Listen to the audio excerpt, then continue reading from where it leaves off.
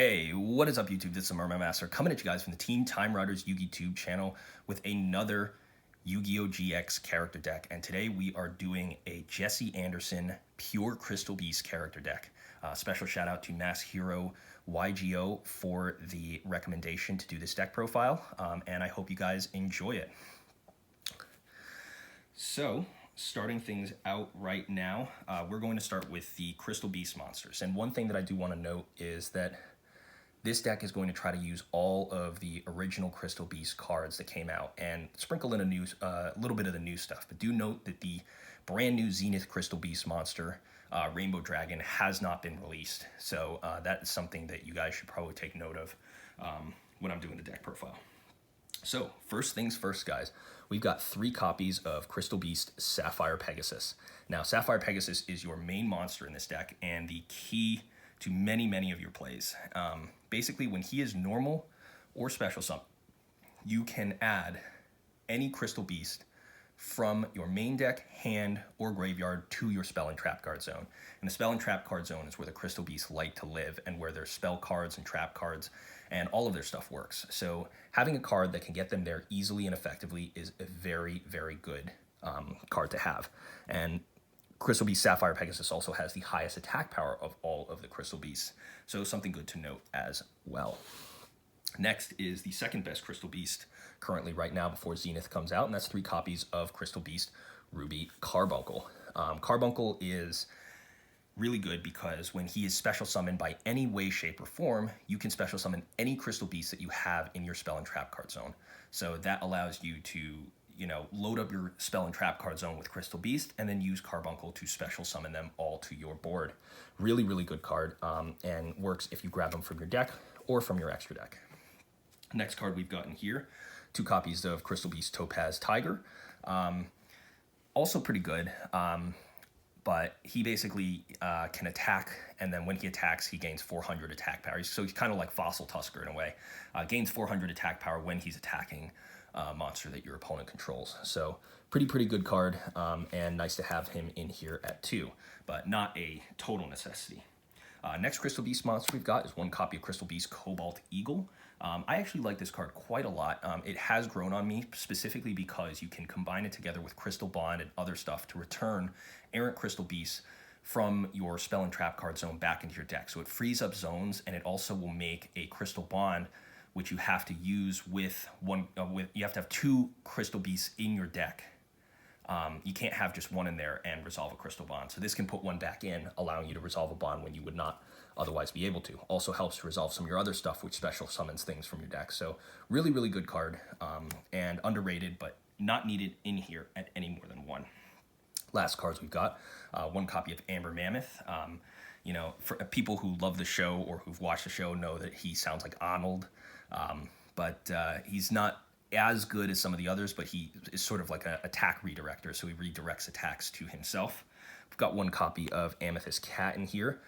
She can have her attack points to attack directly. And then finally, we've got Emerald Tortoise, who is a very good card to shore up your defense, because any Crystal Beast that attacked, you can use Emerald Tortoise's effect, including on himself, to switch it to defense mode. But I sort of organize the Crystal Beast here from best to kind of worst. Next cards we've got in here are 2 copies of Rainbow Dragon. I bumped the number of Rainbow Dragon in here from 1 to 2, simply because I was not seeing it enough, and I feel like this is a really cool card, and it is it's a staple of Jesse's deck in many ways to run it in here. And I thought about bumping the number up to 2 once we get the Zenith Crystal Beast, because it requires you to search Rainbow Dragon in this deck. But Rainbow Dragon is really great because he's just a 4K beater that is an inherent special summon. So your opponent cannot really negate him with too much, or really stop him with activated effects. And then also the great thing about him is you contribute him to special summon one of your Rainbow Overdragons on top of him, which is another really good play. So that's going to do it for the monsters. Moving on to the spells, and the spells is really where Crystal Beasts live, and the reason why they have such a devoted fan base. So starting things out is the best spell in this deck is 3 copies of Crystal Bond.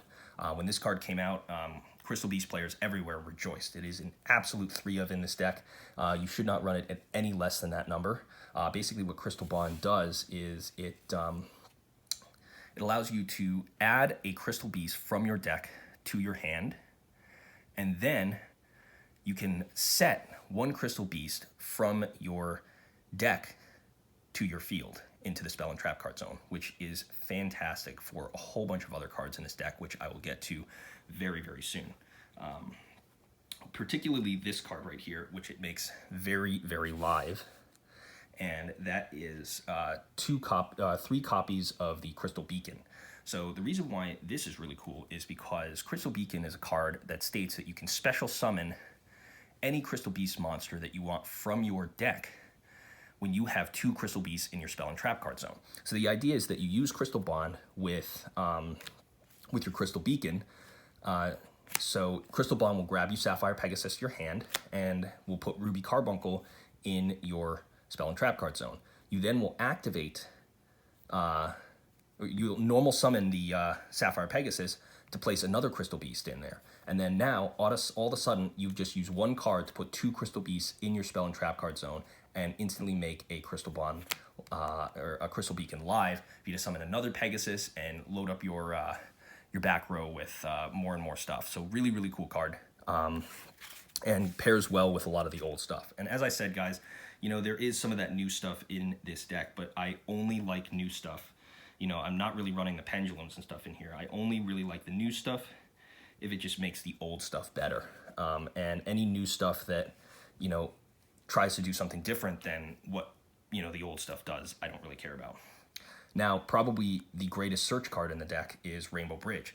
A lot of decks have cards that search monsters. That's not the case here. Basically, Rainbow Bridge is a fantastic card that is not once per turn and allows you to search any card that has crystal in its name, which, newsflash, guys, is literally this entire deck full of spell cards. So very, very good card, and you can use it to fetch things like Bond, Beacon, and some of the other cards that we're going to go over right now.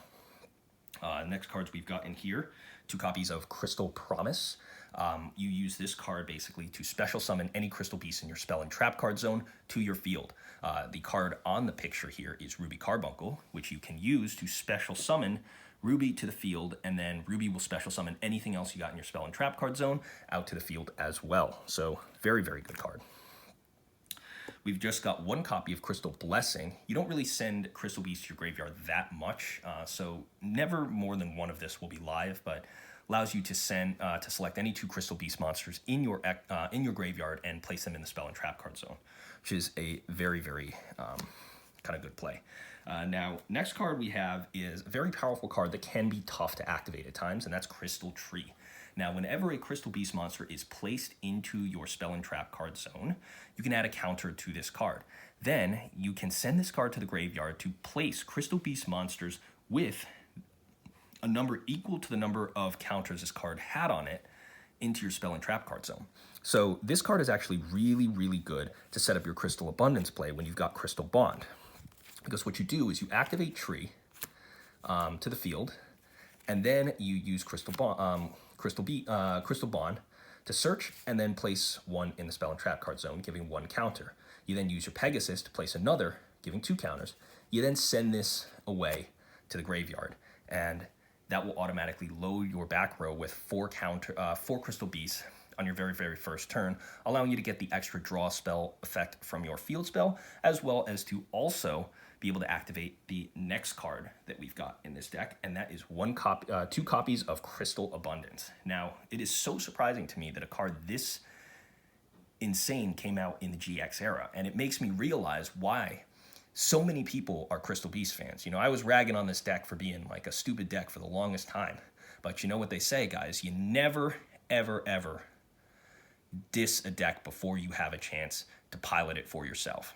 Because I turned from a Crystal Beast hater into a Crystal Beast super fan, as you can tell by the fact that I decided to max rarity this deck like crazy. But basically, Crystal Abundance, when you have 4 Crystal Beasts in your spell and trap card zone, you can send all of the Crystal Beasts to the grave, and then you send all other cards on the field to the graveyard. That's right, it's not destroy, it's send.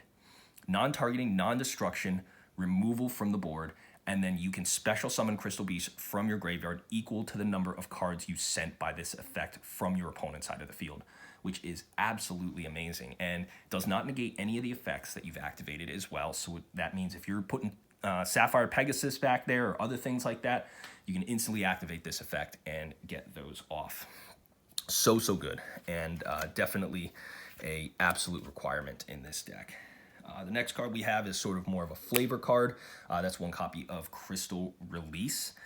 Basically boosts the attack power of a Crystal Beast monster by 800 points, and then if this card is sent to the graveyard, put any Crystal Beast in your deck into the spell and trap card zone. So very good card, although that effect is required. So one of the things in Crystal Beast, guys, that you have to make sure is that you are monitoring your back row and making sure that it doesn't get too clogged up, because if you got a clogged up back row, 5 Crystal Beasts, you got no space to activate any more of your spell and traps. So monitoring your back row is very important in a deck like this.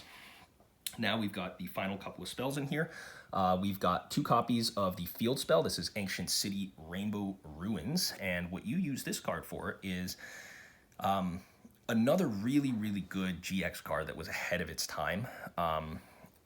Basically gains effects equal to the number of Crystal Beast monsters you have in your spell and trap card zone. When there's 1 in here, this card cannot be destroyed by card effects. When there's 2 Crystal Beasts in your back row, you can have the battle damage of 1 attack that you take. When there's 3, you can tribute a Crystal Beast monster and send it to the grave to negate the activation of a spell or trap card.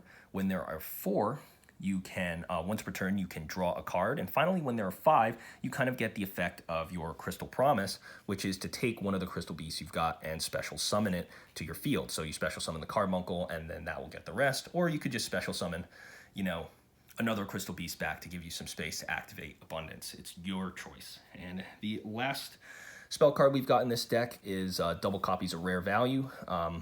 This card is probably going to come out when the new Zenith Crystal Beast comes out, primarily because it's not a crystal card. It is a very good card, though, and definitely one that Jesse had run.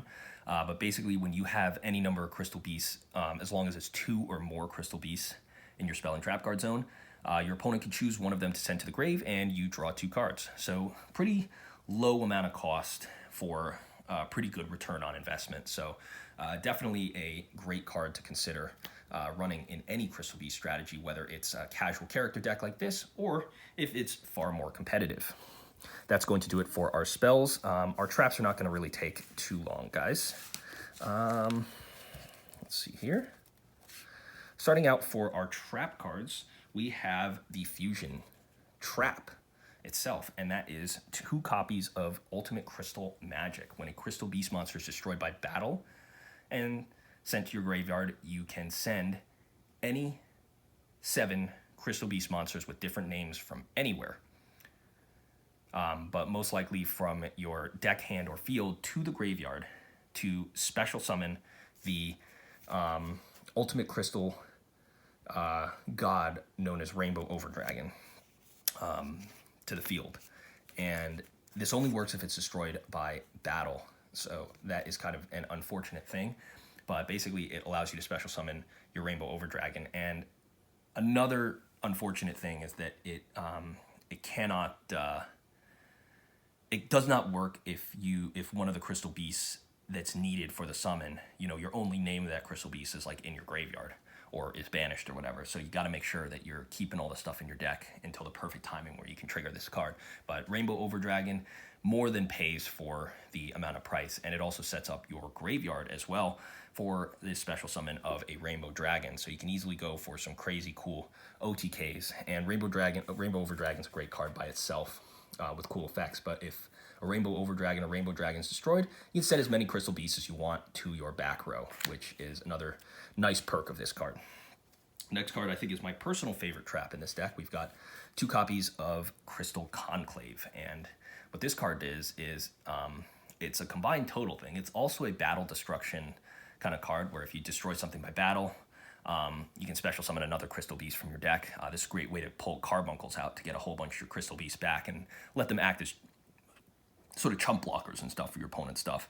And then also has an effect where on a separate chain, you can send this card to the graveyard, target any crystal beast anywhere on the field, including in your spell and trap card zone, and send it back to your hand, and then also send the any card your opponent controls back to the hand. So super good disruption play right there. We've got one copy of Metaverse. I use this to replace Last Resort in the deck because it is literally better 100% of the time than that card is. It doesn't require battle, and it will also not let your opponent draw a card if they have a field spell card active. And then finally, last card in this deck is one copy of Crystal Counter. I unfortunately found out that this card is no longer a crystal card. It's actually called Counter Gem now. So I might be taking this out of the deck, but this card is kind of in here as a way to set up your abundance, because what you do is you basically activate this card.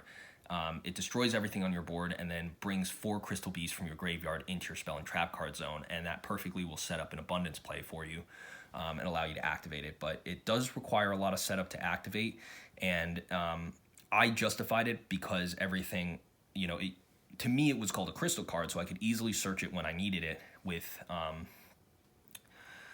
the Rainbow Bridge, but unfortunately learning that it actually was not supposed to be called crystal is kind of a sad thing for me.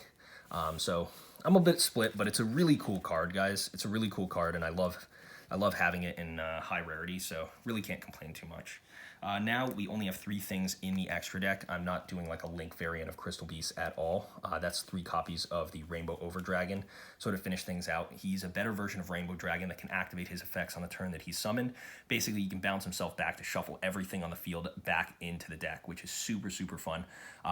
One of the cool plays that I like doing with him is you use Rainbow Overdragon, bounce him back, shuffle everything back, and then if you have a Rainbow Dragon in your hand, pretty much all the materials that you need are in your graveyard, so you can just go ahead and special summon that Rainbow Dragon to the field and get a nice chunk play of 4,000 damage.